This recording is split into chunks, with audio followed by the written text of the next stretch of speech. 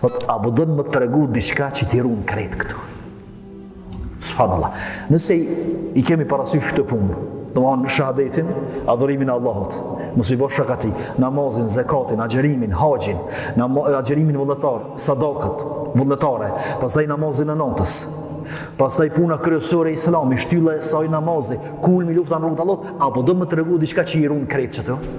Çka i bën kjo? Kjo i bën që ka mundësi mi hub këtë njeri. Ka mundësi muslimani i bën këtu po i hub.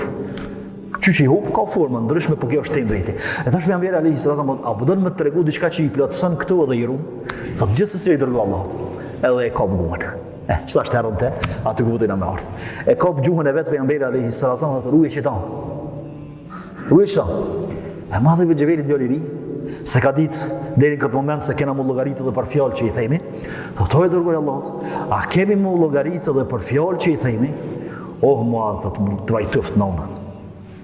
Është kanë shprehje kjo që kanë përdorur arab, por nuk është për qëllim mallkimi këtu, sepse tamam puna me mallkupi pejgamberi alayhis salam. Mi po është kanë shprehje. Thot po a ka diçka që i përplasën njerëzit në xhehenem me ftyrë më tepër sa gjuma. Çka i bën kjo vësi? Kjo i bën se krejt që të punë të mëdhoja, që du të mu sjellë në rreth tyne, disa i kemi obligime dhe shtyllat fesë që kemi patjetër, namaza, xherime, zakate, haxh, një pjesë e madhe e njerëzve, me krejt pas ka nevojë miru. Kush pe kujt mirujt? Kush na i prish? Kush i rrezikon këto? Po rrezikoj ka gjuma. E me që të gjenë ka kaq rrezik i madh, wallahi për javlej ka mu morë me gjuhën seriozisht. Unë mu fol vazhdimisht 30 vjet, edhe gjuha më prish namazin, nesër me dol zero para Allahut, me ma prish sadakën, me ma prish agjerimin, me prish këto punë të mëdha. Ma mirë me gjuhën se sa, me prish të me këto punë.